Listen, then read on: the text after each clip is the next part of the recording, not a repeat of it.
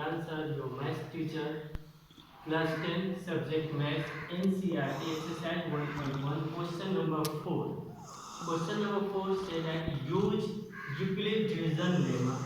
Use Euclid division lemma to show that the square of any positive integer is either of the form 3m or 3m plus 1 for some integer m. यानी integer क्या है आपका m. हम लोग को कौन सा theorem use करना है? Use Euclid division theorem. Use Euclid division theorem क्या होता है? a equal to b q plus r. तो a क्या चीज है? पॉजिटिव इंटीजर है. अब b क्या चीज हो जाएगा? इसका 3 हो जाएगा. चलिए सॉल्यूशन करते हैं बच्चों. Let a any positive integer, let any positive integer and b equal to 3, b equal to 3 by Euclid's division lemma. क्या होता है? a equal to b q plus r where 0 less than equal to r less than equal to b. Okay बच्चों, अब हम देख रहे हैं कि हम लोग के पास लेट a जो है यानी पॉजिटिव इंटीजर है और b का वैल्यू कितना है? 3 है. तो r का पॉसिबल वैल्यू कितना हो सकता है? 0, 1, 2 हो सकता है. तो लिख देते हैं हम possible value of r equal to कितना होगा? 0, 1 एंड 2. ओके बच्चों, r का वैल्यू कितना हो गया? 0, 1, 2. व्हेन, अब सॉल्यूशन करते हैं हम लोग. When r equal to, value put करते हैं r का, r इक्वल टू 0. अगर r का वैल्यू 0 है तो हम लोग क्वेश्चन में क्या हो जाएगा? फॉर्मूला के हिसाब से a इक्वल टू b का वैल्यू कितना है? 3q प्लस 0 हो जाएगा. ओके बच्चों, मीन्स क्या होगा? और क्वेश्चन में क्या कह रहा है हम लोग को? कह रहा है कि शो दैट स्क्वायर में क्या है? तो हम स्क्वायर करने के लिए कितना हो जाएगा? a का स्क्वायर इक्वल टू 3q का स्क्वायर, 0 से कैंसिल हो जाएगा. तो कितना हो जाएगा? a का स्क्वायर की जगह तो कितना हो जाएगा? a स्क्वायर इक्वल टू 3 का की जगह स्क्वायर तो कितना? 3 की जगह 9q स्क्वायर हो जाएगा. ओके बच्चों, अब जो है 9q में हम 3 को कॉमन कर लेंगे. a स्क्वायर इक्वल टू कितना हो जाएगा? a square equal to 3 common कीजिएगा तो बाहर निकल जाएगा और ब्रैकेट में 3 कीजिएगा यानी 3q स्क्वायर हो जाएगा.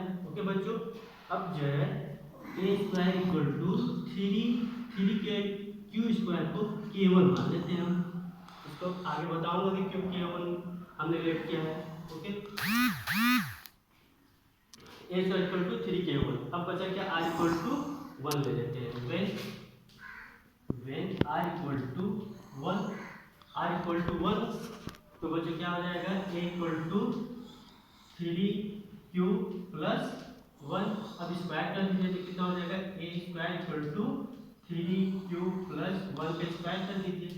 कितना हो जाएगा? a square equal to a plus b का होल स्क्वायर का फॉर्मूला पता है क्या होता है? a square plus b square plus 2ab या a square plus 2ab plus b square. चलिए बच्चों, तो a स्क्वायर कितना हो जाएगा? ये 3a स्क्वायर मीन्स 3q का स्क्वायर प्लस 2ab कितना हो जाएगा? Plus 2a. a कितना है? 3q. b कितना है? 1 प्लस b स्क्वायर मीन्स 1 का स्क्वायर. यानी कितना हो जाएगा? ये a स्क्वायर इक्वल टू 3 जा 9 q स्क्वायर के बच्चों 2 3 जा 6 6 1 जा 6q प्लस 1 का स्क्वायर की जगह तो 1. Okay, then a square equal to, अब जो है इन दोनों में हम क्या करेंगे? 3 को कॉमन कर लेंगे. 3 कॉमन हो जाएगा तो 3 कॉमन मतलब 3 3 जा एंड 3q स्क्वायर प्लस 3 2 जा 6 2q प्लस 1. ओके बच्चों, अब ये कितना हो जाएगा? हम इसे क्या कर लेंगे? लेट कर लेंगे क्योंकि ये इंटीजर है. तो a स्क्वायर इक्वल टू 3, इसे हम लेट कर लेंगे तो 3k2 प्लस 1. ओके बच्चों, अब है r इक्वल टू 2.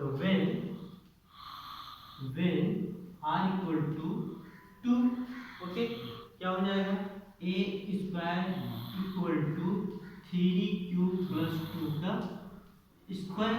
ओके बच्चों, सिमिलरली उसी तरह से ए स्क्वायर इक्वल टू, अब ब्रोकेट कर दीजिए ए प्लस बी का होल स्क्वायर को, तो कितना हो जाएगा 3q का square plus 2 into 3q into 2 plus 2 का स्क्वायर मीन्स कितना हो जाएगा, ये आपका हो जाएगा 3 का स्क्वायर की जगह 3 जा 9q स्क्वायर प्लस 2 3 जा 6 3 2 जा 6 6 2 जा 12 12q प्लस 2 2 जा 4 बच्चों।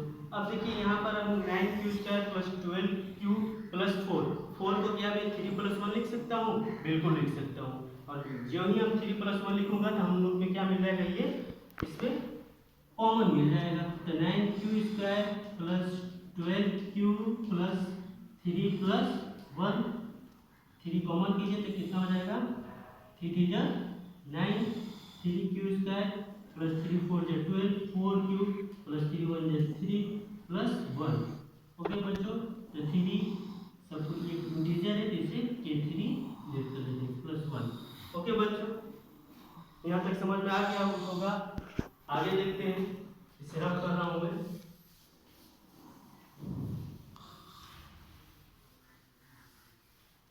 जो हम लोग ने इंटीजर k1 k2 k3, ये क्या है k1 k2 and k3 is any positive integer है, इंटीजर है, पॉजिटिव इंटीजर है बच्चों। अब क्या होगा इसके बाद, क्वेश्चन में क्या पूछ रहा था, square of any positive integer is of the form 3m और 3m प्लस 1।